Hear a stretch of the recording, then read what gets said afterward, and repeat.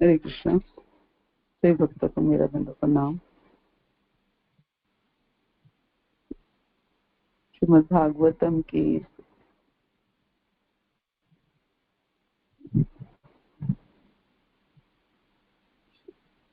अध्ययन कक्षा में आप सबका स्वागत है। आप सबका कोटि कोटि धन्यवाद कि आप अपना कीमती समय निकाल करके इस कक्षा में आते हैं और मुझे लाभान्वित करते हैं।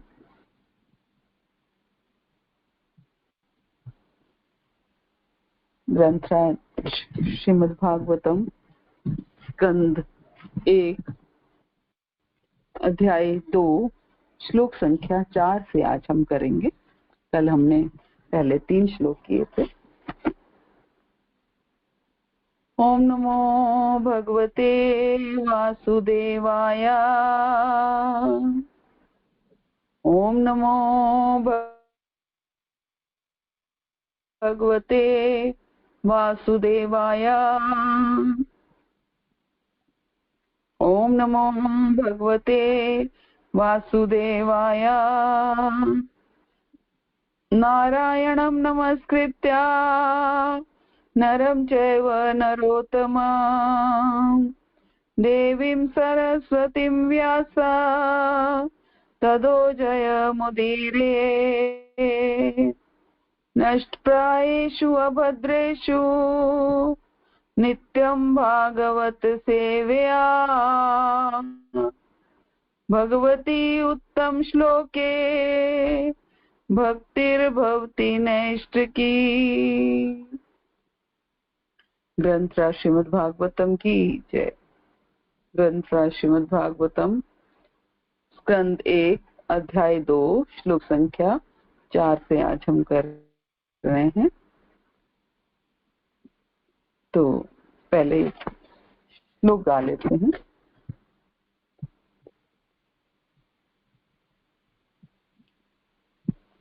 तो ये जो चौथा श्लोक है ये वही श्लोक है जो हम रोज गाते हैं, तो इसलिए ये सब लोग गाएंगे तो अच्छा रहेगा, क्योंकि ये हमें आना ही चाहिए।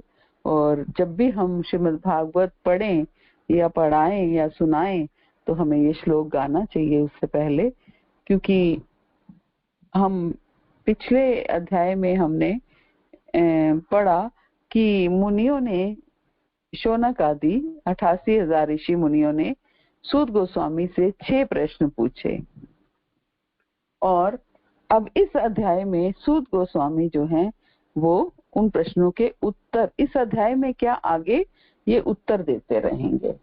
लेकिन उत्तर देने से पहले सूत गोस्वामी जो है वो प्रणाम करते हुए, क्योंकि सुखदेव गोस्वामी उनके गुरु हैं और अपने गुरु को वो प्रणाम कर रहे हैं, और सुखदेव गोस्वामी की अर्थात अपने गुरु की गुणावलियों को गा रहे हैं। पहले उनकी गुणावलियों को गा रहे हैं और अब इस श्लोक में वो सबको नमस्कार कर रहे हैं। भगवान नारायण को, नर नारायण ऋषि को, विद्या की देवी सरस्वती को और ग्रंथकार श्री व्यास देव जी को। तो पहले श्लोक गाते हैं। नारायणं नमस्कृत्य नरं चैव नरोत्तमं देवीं सरस्वतीं व्यासं ततो जयमुदीरये। ये श्लोक है। हम लोग, आप देखते होंगे मैं रोज गाती हूँ इस श्लोक को, तो ये भागवत का श्लोक ही है। तो क्या कह रहे हैं सूत गोस्वामी इस श्लोक में?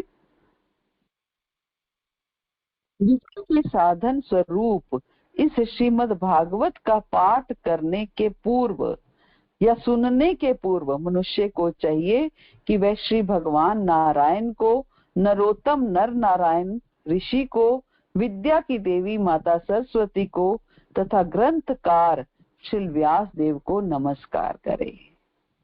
सूत गोस्वामी समझा रहे हैं किसको?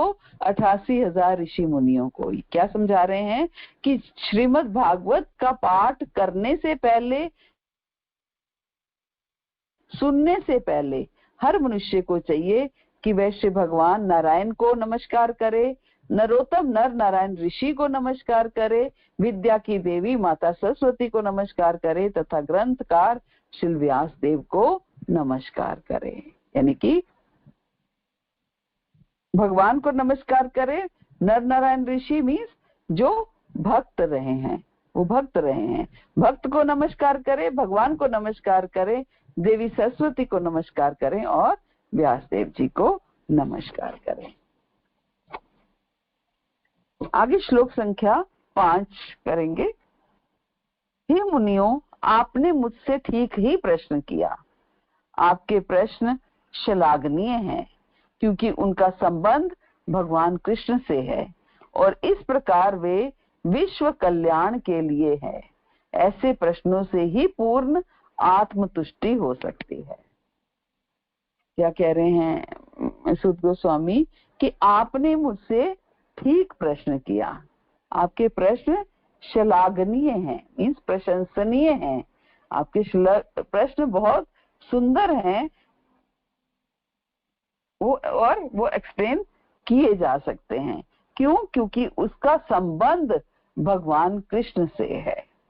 इसका अर्थ क्या है कि प्रश्न कैसे करने चाहिए ये बता रहे हैं सूत गोस्वामी इस श्लोक में, कि हमें किस प्रकार के प्रश्न अपने आचार्यों से, अपने गुरुजनों से करने चाहिए। जिन प्रश्न का संबंध श्री कृष्ण से हो, जिस प्रश्न का संबंध श्री कृष्ण की भक्ति से हो, वही प्रश्न हमें करने चाहिए। ना कि हम इधर उधर के, अक्सर कई बार हम इधर उधर के प्रश्न करते हैं, अपनी भौतिक कोई समस्या होती है उसके प्रश्न करते हैं। लेकिन सूत गोस्वामी क्या कह रहे हैं, हमें कैसे प्रश्न करने चाहिए? जिनका संबंध भगवान कृष्ण से है और इस प्रकार वे विश्व कल्याण के लिए हैं।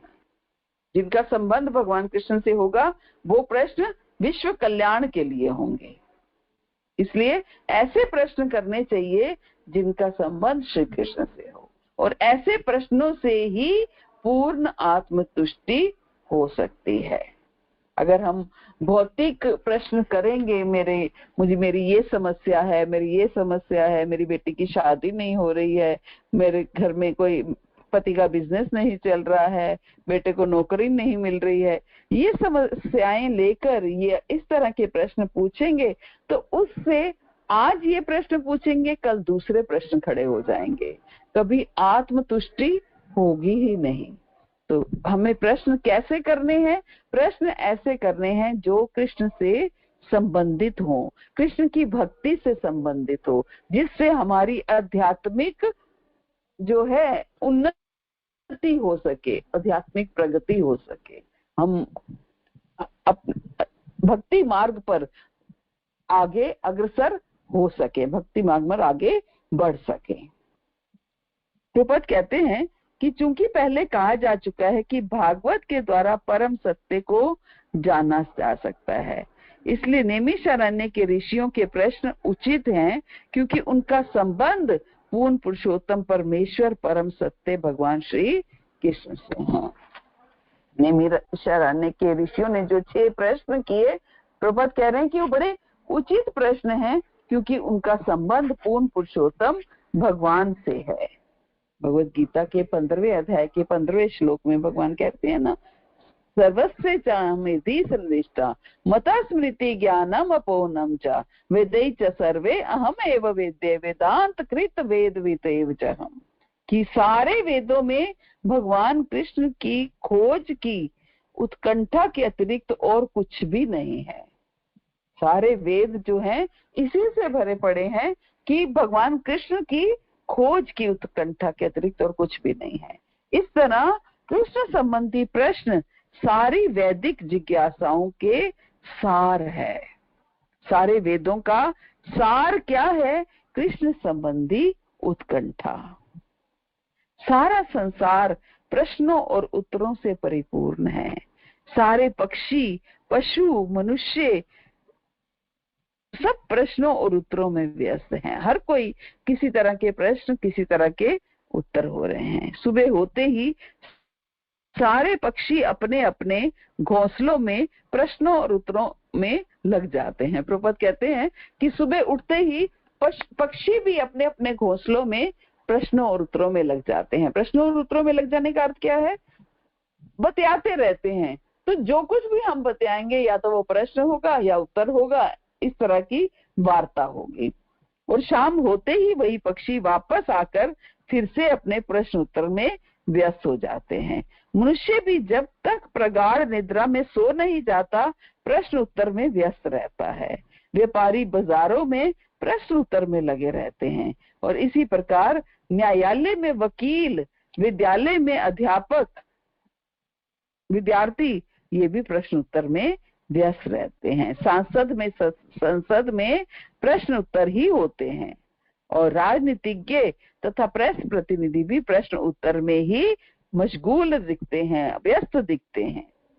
तो हालांकि ये लोग जीवन भर ऐसे प्रश्न तथा उत्तर करते रहते हैं, किंतु रंच मात्र भी तुष्ट नहीं होते।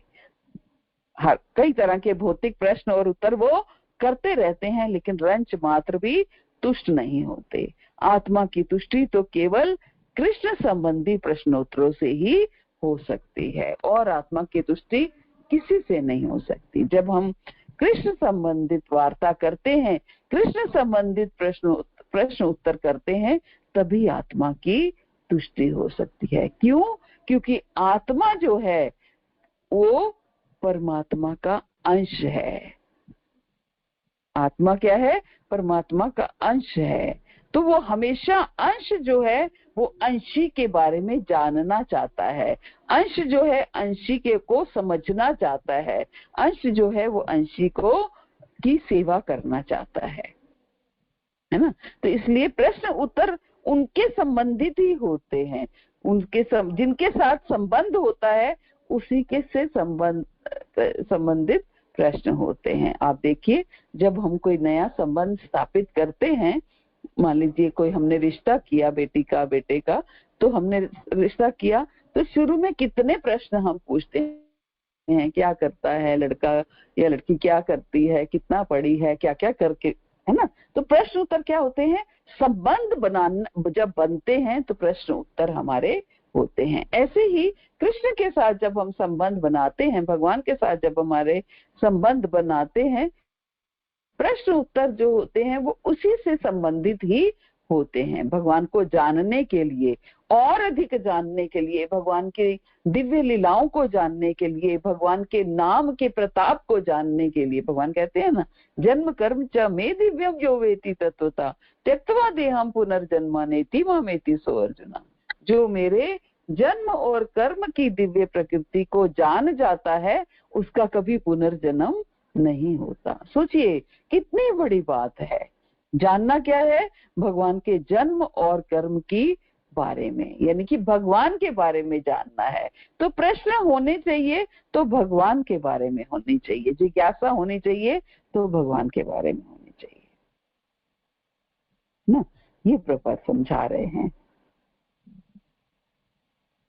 कृष्ण हमारे अंतरंग स्वामी, मित्र, पिता और पुत्र और माधुर्य प्रेम के लक्ष्य हैं, प्रीतम हैं। कृष्ण को भूलकर हमने प्रश्नों और उत्तरों के अनेक विषय बना लिए हैं। भगवान को भूल गए और हम प्रश्न उत्तर करते हैं, तो इधर उधर के प्रश्न उत्तर कई बार हम कर देते हैं, किंतु इनमें से किसी से भी हमें पूर्ण तुष्टि नहीं हो पाती। कृष्ण के अतिरिक्त सारी वस्तुएं टेम्परेरी तुष्टि देती हैं, क्षणिक तुष्टि प्रदान करती हैं। इसलिए यदि हम पूर्ण तुष्टि चाहते हैं तो हमें कृष्ण विषयक प्रश्नों और उत्तरों को ग्रहण करना होगा। बिना प्रश्न किए या उत्तर दिए हम क्षण भर भी जीवित नहीं रह सकते। बिना प्रश्न किए या उत्तर दिए हम क्षण भर भी जीवित नहीं रह सकते, क्योंकि श्रीमद् भागवत कृष्ण विषयक प्रश्नों तथा उत्तरों को बताने वाला ग्रंथ है। इसलिए हम इस दिव्य साहित्य के पठन और श्रवण मात्र से परम तुष्टि कर सकते हैं। हम भौतिक प्रश्न कितने भी करते रहें, हम तुष्ट नहीं होते हैं, है ना। आप घर में कभी आप ध्यान दीजिए, घर में जो भी हमारी वार्तालाप होती है, घर में जितनी भी हम बातें, घर में, ऑफिस में, कहीं हम बाहर जाएं, कहीं भी, वो सब वार्तालाप जो है या तो प्रश्न होते हैं या उत्तर होते हैं। तो श्रीमद् भागवत जो है वो भगवान के विषय में प्रश्न उत्तर को बताने वाला ग्रंथ है। आप देखिएगा, आप देखिए, अगर हमने भगवत गीता पढ़ी तो उसमें क्या था? अर्जुन के प्रश्न हैं और कृष्ण के उत्तर हैं। संजय के धृतराष्ट्र के प्रश्न हैं और संजय के उत्तर हैं। तो पूरी भगवत गीता भी प्रश्न उत्तर से भरी है। ऐसे ही हम श्रीमद् भागवत में भी क्या देख रहे हैं? शुरुआत से ही पहले ऋषि मुनियों ने 6 प्रश्न किए, अब सूत गोस्वामी उनके उत्तर देने जा रहे हैं। बस अंतर क्या है हमारे शास्त्रों में और हमारी भौतिक वार्ता में? अंतर क्या है कि श्रीमद् भागवत जो है वो कृष्ण विषयक प्रश्नों और उत्तरों को बताने वाला ग्रंथ है। इसलिए हम इस साहित्य को, इस ग्रंथ को जितना पढ़ेंगे, जितना सुनेंगे, तो हमारी परम तुष्टि होगी। इसलिए प्रभुपाद क्या कह रहे हैं कि मनुष्य को चाहिए कि श्रीमद् भागवत को समझकर समस्त सामाजिक, राजनीतिक और धार्मिक विषयों से संबंधित समस्याओं का हल खोज के निकाले। क्या कह रहे प्रभुपाद? कि मनुष्य को चाहिए कि श्रीमद् भागवत को समझकर सारे सामाजिक और राजनीतिक और धार्मिक विषयों की समस्याओं के हल खोजकर निकालें। ये सारी समस्याओं का हल श्रीमद् भागवत में, भगवत गीता में सारी समस्याओं का हल है। श्रीमद् भागवत और कृष्ण समस्त वस्तुओं के सार हैं। तो क्या सीखा हमने इस श्लोक से? कि जो भी वार्ता करनी है, जो भी प्रश्न उत्तर करने हैं, वो कृष्ण संबंधित करें तो उससे हमें तुष्टि प्राप्त होगी। अदरवाइज भौतिक प्रश्न उत्तरों से, भौतिक वार्ताओं से हमें कभी तुष्टि प्राप्त नहीं होगी। अगला श्लोक बहुत ही महत्वपूर्ण श्लोक है, श्लोक संख्या 6। तो हमें ये श्लोक कंठस्थ करना चाहिए। आप इसको याद कर सकते हैं, बहुत सुंदर श्लोक है और आप ये मान सकते हैं कि ये श्लोक हमारे आध्यात्मिक जीवन का सार है, आध्यात्मिक जीवन का, और ये सारे हमारे शास्त्रों का सार है। तो इस श्लोक को ध्यान से पढ़िए, सुनिए और कंठस्थ कीजिए और सदा याद रखिए। सवे पुंसाम परो धर्मो यतो भक्तिरधोक्षजे अहेतुकीय प्रतिहता ययात्मा सुप्रसिद्धति। सवे पुंसाम परो धर्मो यतो भक्तिरधोक्षजे अहेतुकीय प्रतिहता ययात्मा सुप्रसिद्धति। सवे पुंसाम परो धर्मो यतो भक्तिरधोक्षजे अहेतुकीय प्रतिहता ययात्मा सुप्रसिद्धति। सवे पुंसाम परो धर्मो। धर्मो, तो सबसे पहले हम ये समझेंगे कि धर्म क्या है। धर्म क्या है? अगर हम किसी से पूछें कि धर्म क्या है ना, धर्म किसे कहते हैं, तो कोई कहेगा जैसे हिंदू धर्म है, मुस्लिम धर्म है, ये धर्म है, ये धर्म है। लेकिन हमारा धर्म क्या है? हमारा धर्म क्या है? तो अगर धर्म को देखा जाए तो हम कई धर्म बना लेते हैं। जैसे हम हिंदू हैं, हम मुसलमान हैं, ये हमारा धर्म है। हम एक माँ है तो माँ का क्या धर्म है, एक पत्नी है तो पत्नी का क्या धर्म है, इस देश के नागरिक हैं तो नागरिक का क्या धर्म है, एक बेटी है तो बेटी का क्या धर्म है। तो धर्म अलग अलग तरह के होते हैं, है ना, अलग अलग तरह के धर्म हैं। हर संबंध के अलग धर्म है, हर संबंध के अलग धर्म है। जैसे चीनी है तो उस चीनी का धर्म क्या है? चीनी का धर्म है मिठास देना। नमक का धर्म क्या है? नमक का धर्म है नमकीन, नमक देना, सॉल्टी बनाना चीज को, है ना। तो हर किसी का हर स्थान पर अलग अलग धर्म हो जाता है।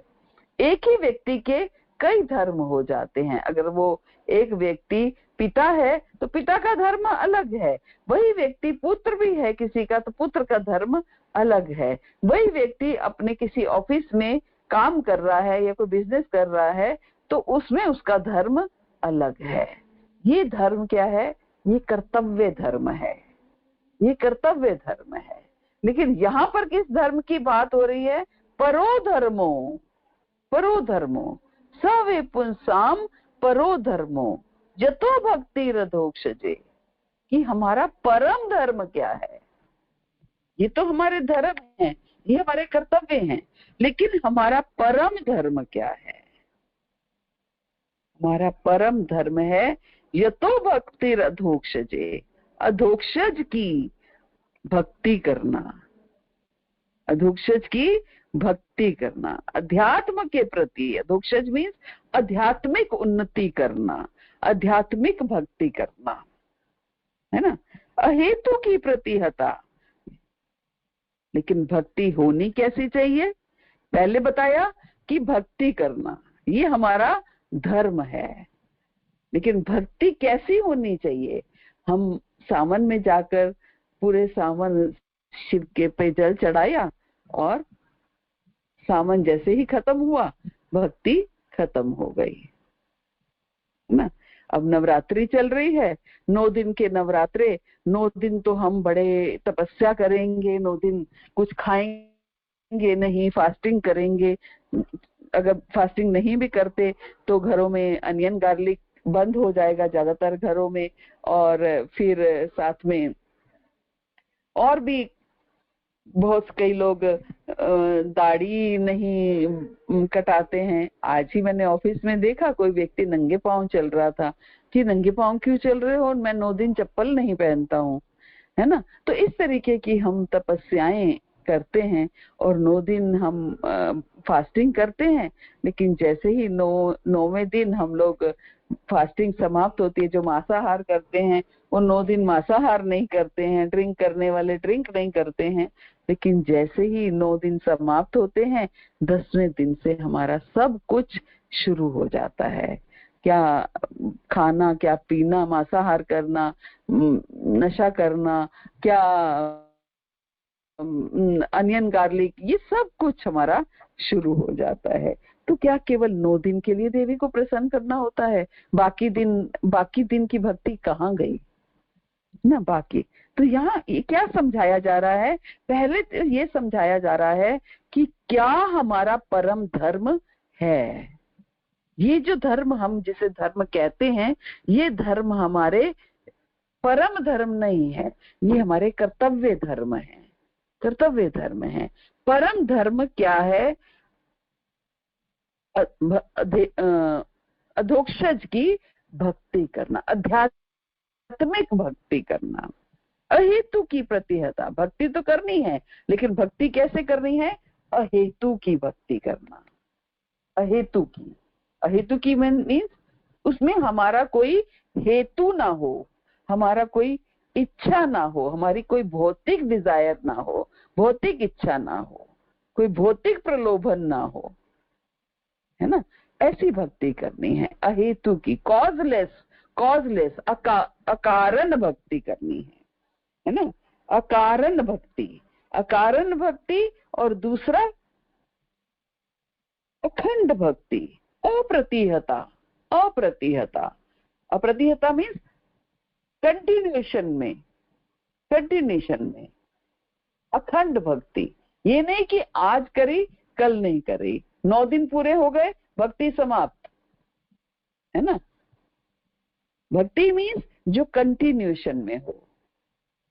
आप सोचो, आप एक अपने बच्चे से प्रेम करते हो तो अपने बच्चे की आज सेवा करो या 9 दिन तक सेवा करो, 10वें दिन छोड़ दो, या अपने माता पिता की, अपनी माँ की आप 9 दिन सेवा करो, 10वें दिन छोड़ दो, तो माँ को क्या लगेगा? वो प्रेम का संबंध होगा? नहीं होगा। कभी भी नहीं होगा कि 9 दिन तो आपने इतनी सेवा कर ली और 10वें दिन अपने माँ को पूछा भी नहीं, है ना।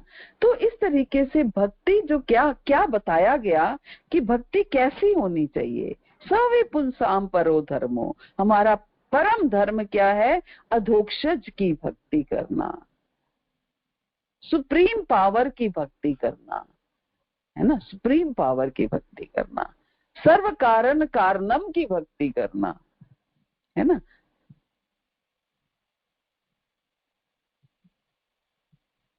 जो हमारी आध्यात्मिक उन्नति हो पाए, हमारी आत्मा की जिससे उन्नति हो पाए, आध्यात्मिक उन्नति हो पाए। और भक्ति होनी कैसे चाहिए?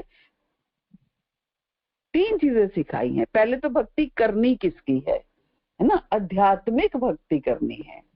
दूसरा, भक्ति क्या कैसे करनी है, तो क्या बताया गया? पहली, अहेतु की भक्ति करना, मीन्स अकारण भक्ति करना, बिना कारण के। उसमें कोई कारण नहीं होना चाहिए कि मेरी बेटी की शादी हो जाए, मेरा घर बन जाए, मेरे बेटे को नौकरी मिल जाए, पति का बिजनेस अच्छा हो जाए, कोई कारण नहीं होना चाहिए। केवल मैं भगवान की सेवा करना चाहती हूँ, इसलिए मैं भक्ति कर रही हूँ। मैं भगवान से प्रेम करना चाहती हूँ, इसलिए मैं भक्ति कर रही हूँ, ताकि मेरा शुद्धिकरण हो और मैं भगवान से प्रेम कर पाऊं। मैं भगवान का नाम ले लेकर मेरा इतना शुद्धिकरण हो जाए कि मैं भगवान से प्रेम कर पाऊं, भगवान के साथ मेरा संबंध स्थापित हो जाए, मैं भगवान के बिना रह नहीं पाऊं। ऐसा हो जाए कि मैं भगवान के बिना रह नहीं पाऊं। ये अकारण भक्ति है। और अप्रतिहता, अखंड भक्ति, कंटिन्यूशन में, आज भी करनी है, कल भी करनी है।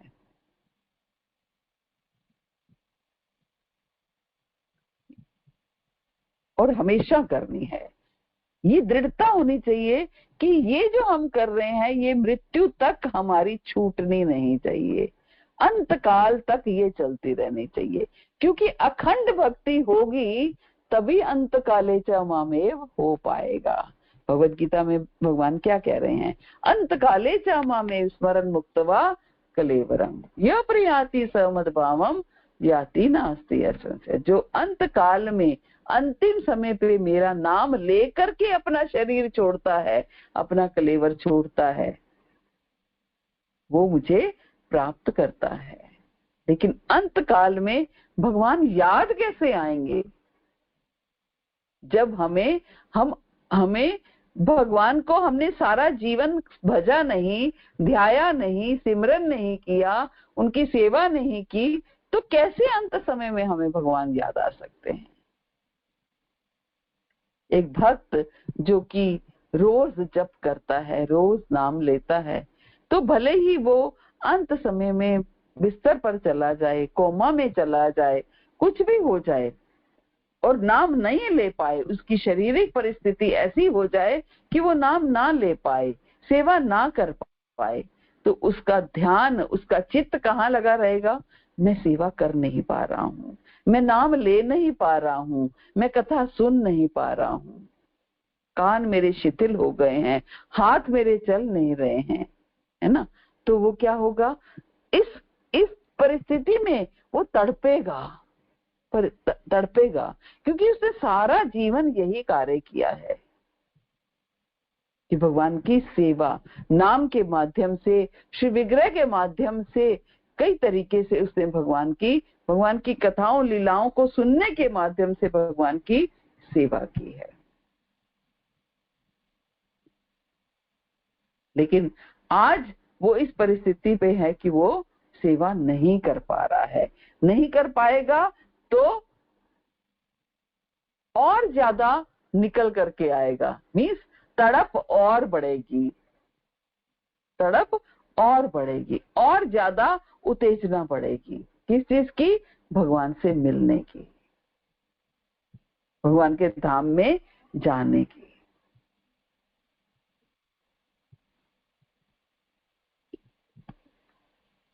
तो क्या समझाया गया इस श्लोक में कि भक्ति कैसी होनी चाहिए? पहली तो भक्ति अधोक्षज की भक्ति होनी चाहिए, मीन्स आध्यात्मिक भक्ति होनी चाहिए। दूसरा भक्ति क्या होनी चाहिए? अहेतु की भक्ति होनी चाहिए, मीन्स उसके पीछे हमारी कोई भौतिक इच्छा ना हो, उसके पीछे कोई भौतिक इच्छा ना हो। लेकिन हमें तो जन्मों जन्मों की आदत है मांगने की, बिना मांगे तो हम कुछ कर ही नहीं सकते। कोई व्रत भी करते हैं तो उसके पीछे भी सोचते हैं कि ये व्रत करने से क्या फल मिलने वाला है।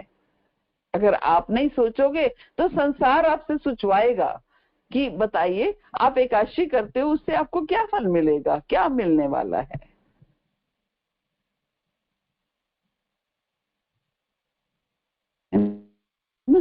किस उद्देश्य से आप एकादशी कर रहे हो? क्या हम इस उद्देश्य से एकादशी नहीं कर सकते कि हम एकादशी करेंगे क्योंकि भगवान की प्रिय तिथि है, माधव तिथि कहते हैं इसे, माधव तिथि है, इसलिए हम माधव को प्रसन्न करने के लिए एकादशी कर रहे हैं। लक्ष्य क्या है? कृष्ण को प्रसन्न करना।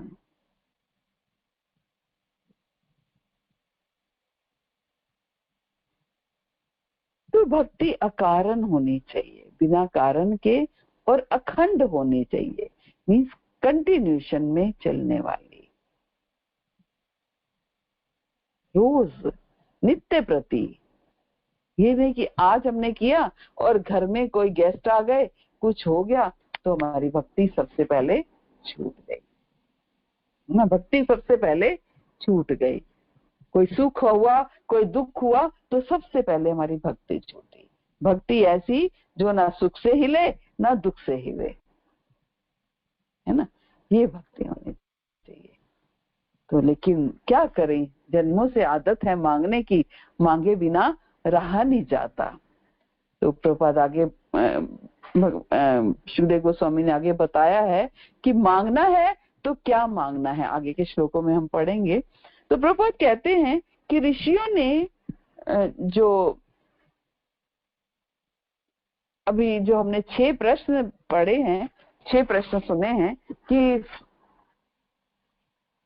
ऋषियों ने सूत गोस्वामी से प्रश्न किए, और उन प्रश्नों में से एक प्रश्न था कि वे समस्त प्रमाणिक शास्त्रों का सार प्रस्तुत करें, समस्त प्रमाणिक शास्त्रों का सार प्रस्तुत करें, जिससे पतित आत्माएं या जन सामान्य उसे सरलता से ग्रहण कर सके,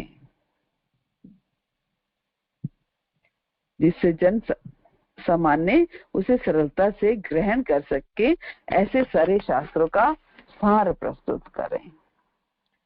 वेदों में मनुष्य के लिए 2 प्रकार की वृत्तियां बताई गई हैं, 2 प्रकार की वृत्तियां।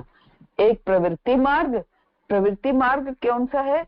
इंद्रिय भोग का मार्ग। और दूसरा निवृत्ति मार्ग, निवृत्ति मार्ग कौन सा है?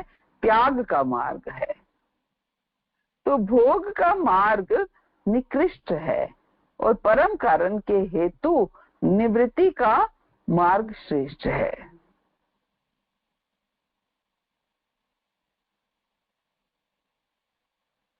कौन कौन से 2 मार्ग बताए हैं? एक प्रवृत्ति मार्ग जो इंद्रिय भोग का मार्ग है, और दूसरा निवृत्ति मार्ग त्याग का मार्ग है। भोग का मार्ग निकृष्ट है और परम कारण के हेतु निवृत्ति का मार्ग श्रेष्ठ है। प्रवृत्ति मार्ग क्या है? जो हम अपनी भौतिक इच्छाओं के लिए जो कार्य करते हैं, भौतिक भोगों के लिए जो कार्य करते हैं, वो प्रवृत्ति का मार्ग है। और निवृत्ति का मार्ग क्या है? जो हम त्याग करते हैं, जो तपस्या करते हैं, वो हमारा किसके लिए? भगवत प्राप्ति के लिए, भगवान की प्रसन्नता के लिए, वो हमारा निवृत्ति का मार्ग है। तो भोग का मार्ग यानी कि प्रवृत्ति का मार्ग जो है वो निकृष्ट है, और परम कारण के हेतु निवृत्ति का मार्ग श्रेष्ठ है। क्यों? क्योंकि दोनों में क्या अंतर है? दोनों में प्रवृत्ति मार्ग के और निवृत्ति मार्ग के कारण में अंतर है, कारण में अंतर है ना। प्रवृत्ति मार्ग हमें भोगों में लेकर के जाता है और निवृत्ति मार्ग हमें भोगों से उबारता है। तो तो प्रभुपाद क्या कह रहे हैं, भोग का मार्ग निकृष्ट है और परम कारण के हेतु निवृत्ति का मार्ग श्रेष्ठ है। जीव का भौतिक जीवन एक प्रकार से वास्तविक जीवन की रुग्ण अवस्था है।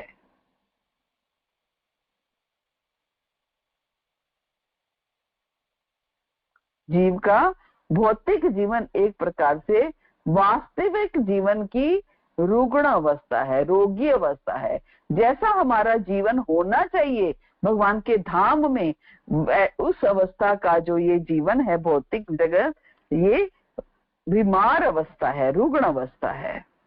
वास्तविक जीवन तो क्या है, ब्रह्मभूत अवस्था है। ब्रह्मभूत अवस्था अर्थात आध्यात्मिक अस्तित्व है, जहाँ जीवन सदा रहता है, सनातन है, आनंदमय है और ज्ञान से परिपूर्ण है।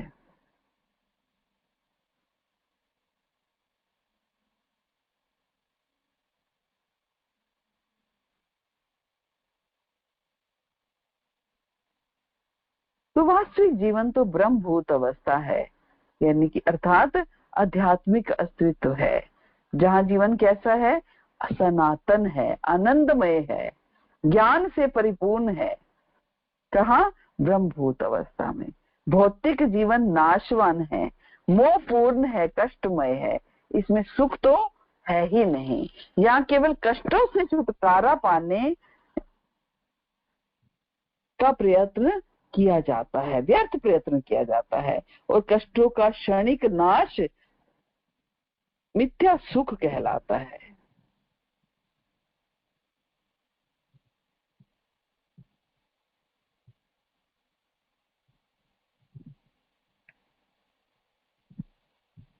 तो भौतिक जीवन नाशवान है, कष्टमय है, इसमें सुख तो है ही नहीं। यहाँ केवल कष्टों से छुटकारा पाने का प्रयास मात्र है। मीन्स हम भौतिक जगत में केवल कष्टों से छुटकारा पाने का प्रयास करते रहते हैं, लेकिन कष्टों से छुटकारा कैसे पाया जा सकता है? कष्टों से छुटकारा केवल और केवल अधोक्षज की भक्ति करके पाया जा सकता है, और कोई तरीका नहीं है कष्टों से छुटकारा पाने का, है ना। अधोक्षज की भक्ति करके। हमें बहुत गर्मी लग रही है, बहुत गर्मी लग रही है, तो कैसे गर्मी जाएगी? हम, वातावरण ही गर्मी का है तो गर्मी कैसे जाएगी? एसी में बैठेंगे तभी गर्मी जाएगी। तो अधोक्षज की भक्ति क्या है? एसी है। गर्मी तो रहेगी, ये नहीं होगा कि गर्मी समाप्त हो जाएगी। ऐसे ही कष्ट तो आएंगे ही, भक्तों के लिए भी आएंगे, दूसरे लोगों के लिए भी आएंगे, लेकिन भक्त लोग एसी में बैठे हैं। भक्त लोग एसी में बैठे हैं, अर्थात भगवान के एसी में बैठे हैं, भगवान की सुरक्षा के अंडर हैं, भगवान उनकी रक्षा करते हैं ना। तो इसलिए भौतिक लाभ के लिए जो भक्ति की जाती है वो एक्चुअल में भक्ति नहीं है, वो सही मायने में तो भक्ति नहीं है, वो आपका कर्म कांड है, वो केवल कर्म कांड है। भौतिक लाभ के लिए की गई भक्ति सेवा प्रगतिशील निवृत्ति मार्ग में बाधक है। मतलब भौतिक लाभ में की गई भक्ति हमें भगवत प्राप्ति के मार्ग पर वो बाधक है। भगवत भक्ति शुद्ध होनी चाहिए, अर्थात उसमें भौतिक सुख उपभोग की रंच मात्र कामना नहीं रहनी चाहिए।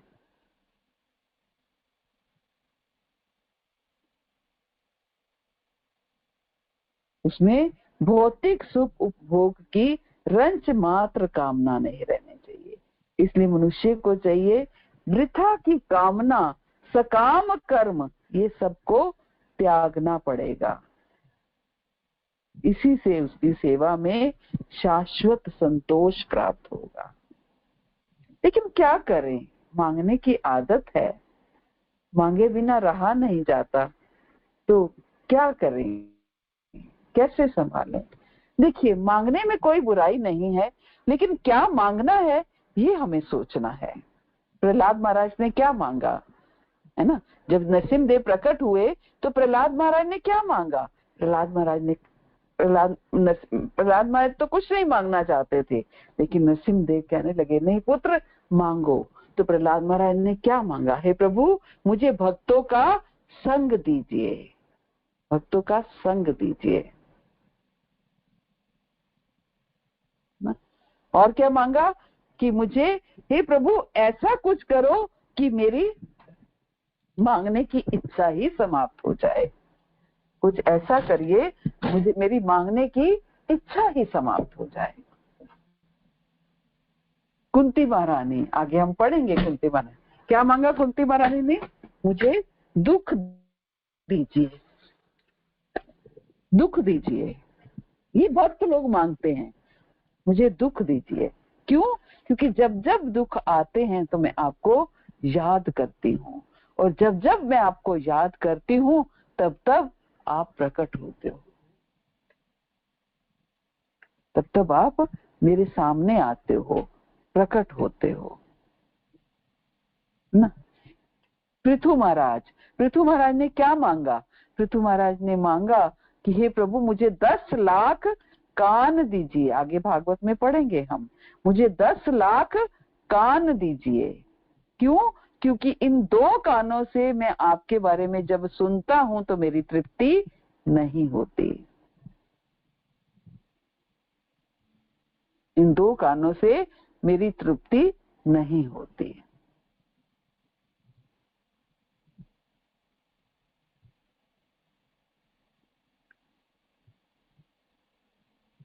तो मुझे 10 लाख कान दीजिए, ताकि इन 10 लाख कानों से मैं आपकी कथाओं को सुनूं और मेरी तृप्ति हो।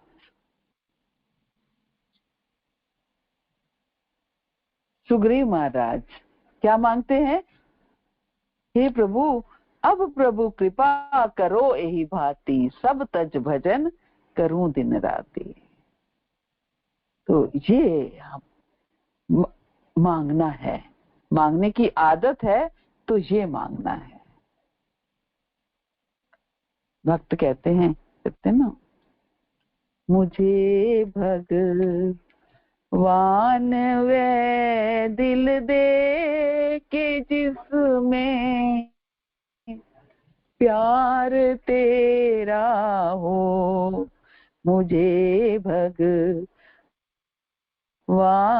वे दिल दे के जिसमें प्यार तेरा हो, जगा दो ज्ञान का दीपक जिससे उद्धार मेरा हो, मुझे वो बख्श दे आंखें जिससे हो जुस्तजू तेरी की, जर्रे जर्रे में जिनको फकत दीदार तेरा हो।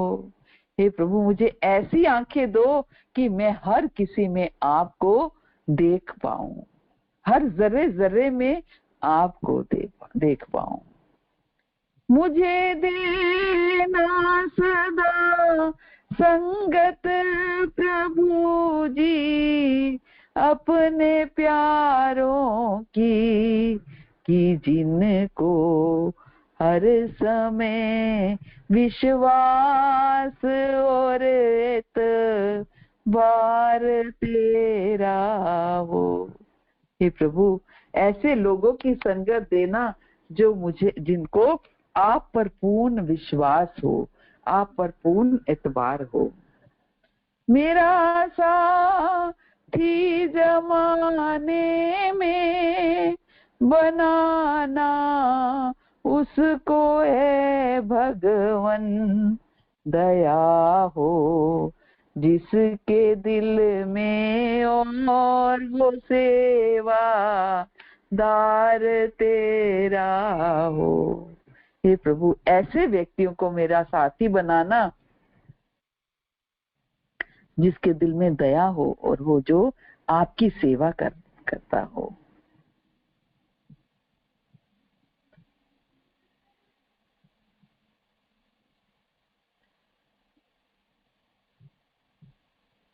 इन आँखों में लगाता ही फिरूं मैं चरण रज उनकी, भगत निष्काम जो करता सदा प्रचार तेरा हो।